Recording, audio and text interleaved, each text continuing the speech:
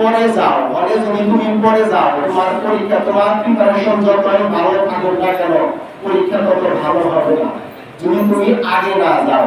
অতএব একটু আগে যাওয়ার চেষ্টা করবে। দ্বিতীয় হচ্ছে, যখন তোমরা হলে যাবে, যখন ছাড়া তোমাদের খাতাপত্র দিবে, অবশ্যই দাঁড়িয়ে গ্রহণ করবে, স্যারকে ধন্যবাদ দিবে, ঠিক আছে? কোনো প্রবলেম হলে কোনো সাইডম্যানকে না বলে সরাসরি স্যারকে বলবে, স্যার আমার এটা ভুল হয়েছে, স্যার আমি এটা বুঝতে পারি নাই, স্যার এটা কি হবে স্যার আপনি একটু বলে দিবেন, যদি বলতেন স্যার, এবার স্যারকে লক করবে। আর পরীক্ষার সময় অধিক রাত জাগার কোনো প্রয়োজন নাই, যেভাবে পড়াশোনা করতেছো সেভাবে করো।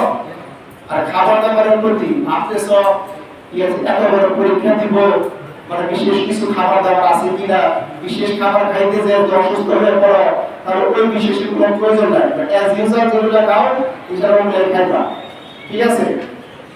আর পরীক্ষার হলে খাতা সাদারে আসা যাবে না, সব মানে ফুল অ্যান্সার করার চেষ্টা করবে।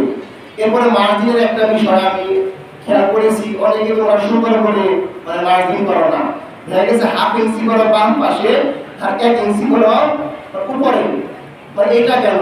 মিনিমাম বাম পাশে করবা তোমার 1 ইঞ্চি আর উপরে তোমার যে 1.5 ইঞ্চি। স্যারেরা মার্ক দিতে যায় সমস্যায় পড়ে যায় যে মার্কটা আমি দিব কোথায়, এমন ভাবে।